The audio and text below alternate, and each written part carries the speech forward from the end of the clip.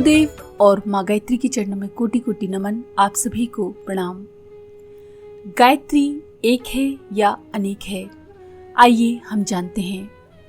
गायत्री महामंत्र एक है। वेद माता भारतीय संस्कृति की जन्मदात्री आदि शक्ति के नाम से प्रख्यात गायत्री एक ही हैं। वही संध्या वंदन में प्रयुक्त होती हैं। यज्ञोपवीत संस्कार के समय गुरु दीक्षा के रूप में भी उसी को दिया जाता है। इसीलिए गायत्री को गुरु मंत्र भी कहते हैं। अनुष्ठान पुरस्रण इसी आदिशक्ति के होते हैं। ये ब्रह्म विद्या है, ऋतंभरा प्रज्ञा है। सामान्य नित्योपासना से लेकर विशिष्टतम साधनाएं इसी प्रख्यात गायत्री मंत्र के माध्यम से होती हैं। इसके स्थान पर या समानांतर किसी और गायत्री को प्रतिद्वंदी के रूप में खड़ा नहीं किया जा सकता। मध्यकाल में अराजकता के समय में जब मुगलों ने भारतीयों के ऊपर अत्याचार किए थे, उन दिनों उपासना विज्ञान की भी बहुत उठापटक हुई थी और स्वेच्छाचार फैलाने में निरंकुशता बरती गई थी। उन्हीं दिनों ब्राह्मण, क्षत्रिय, वैश्य वर्ग की अलग अलग गायत्री गढ़ी गई। उन्हीं दिनों देवी देवताओं के नाम से अलग अलग गायत्रियों का सृजन हुआ। गायत्री महामंत्र की प्रमुखता और मान्यता का लाभ उठाने के लिए देववादियों ने अपने प्रिय देवता के नाम पर गायत्री बनाई और फैलाई होंगी। इन्हीं का संग्रह करके किसी ने 24 देव गायत्री बना दी, ऐसा प्रतीत होता है। देव मंत्र यदि गायत्री छंद में बने हों तो कोई हर्ज नहीं, पर उसमें से किसी को भी महामंत्र गायत्री का प्रतिद्वंदी नहीं बनाया जाना चाहिए और न जाति वंश के नाम पर उपासना क्षेत्र में फूट फसाद खड़ी करनी चाहिए।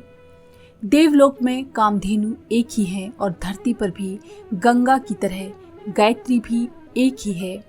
24 अक्षर, 8 अक्षरों के 3 चरण, 3 व्याहतियाँ, एक ओमकार, इतना ही आध गायत्री का स्वरूप है। उसी को बिना जाति, लिंग आदि का भेद किए सर्वजनीन सार्वभौम उपासना के रूप में प्रयुक्त किया जाना चाहिए। गायत्री के 24 अक्षरों में से प्रत्येक अक्षर में एक एक प्रेरणा और सामर्थ्य छिपी पड़ी है।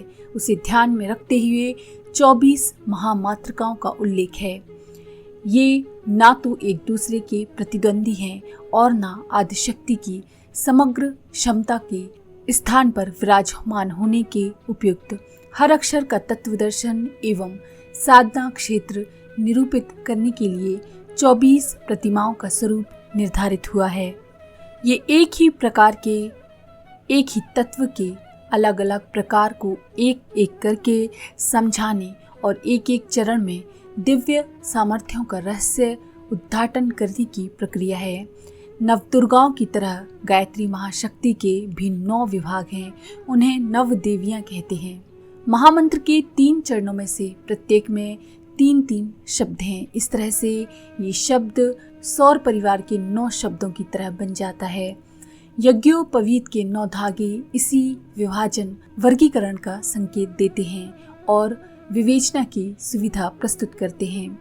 इस आधार पर गायत्री तत्व मंडल में 9 देवियों को मान्यता मिली है और उनकी पृथक पृथक प्रतिमा भी बनाई गई हैं। ब्रह्म तत्व एक व्यापक और निराकार है, पर उनकी विभिन्न सामर्थ्यों की विवेचना करने की दृष्टि से देवताओं का स्वरूप एवं प्रयोजन निर्धारित किया गया है। गायत्री के 9 शब्दों की 9 देवियां, 24 अक्षरों की 24 मातृकाओं की प्रतिमाएं बनी हैं। ये एक ही महाशक्ति सागर की छोटी छोटी लहरें हैं। इस भिन्नता में भी एकता का दर्शन है। अंग अवयवों को मिलाकर काया बनती है। आदिशक्ति की प्रेरणाओं, शिक्षाओं, सामर्थ्यों, सिद्धियों का निरूपण ही इस प्रतीक प्रतिमाओं के अंतर्गत हुआ है। गायत्री एक ही है। प्रतिमाओं में भिन्नता होते हुए भी उसकी तात्विक एकता में कोई अंतर नहीं आता।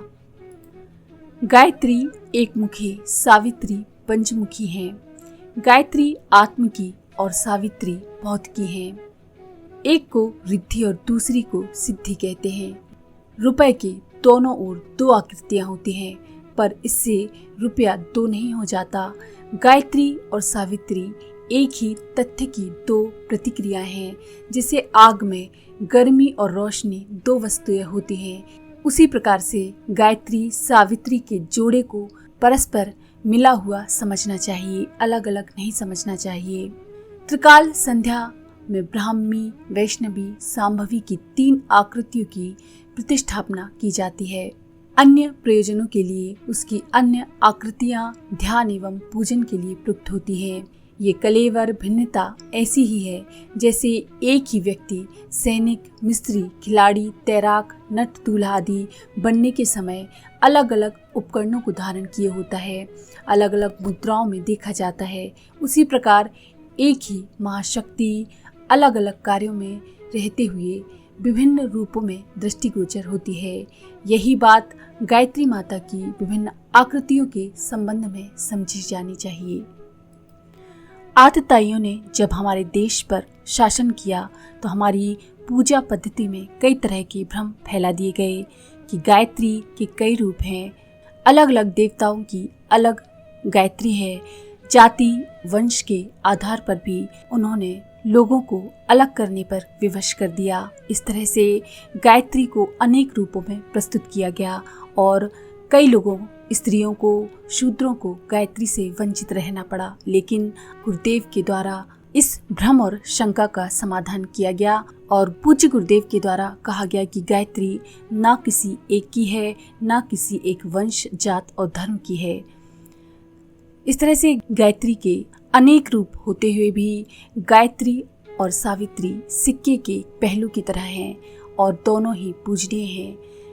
गायत्री के जप करने से आत्मिक रूप से आपकी प्रगति होती है और सावित्री के रूप में जप करने से भौतिक रूप से हमारी प्रगति होती है। तो इस तरह से गायत्री अनेक होते हुए भी एक है और वो भी 9 दुर्गाओं की तरह उनके भी 9 रूप हैं। तो इस तरह से अगर आपको ये जानकारी पसंद आई तो प्लीज़ लाइक करें, शेयर करें, सब्सक्राइब करें, बेल के आइकन पर क्लिक करके ऑल पर क्लिक करना ना भूलें। धन्यवाद।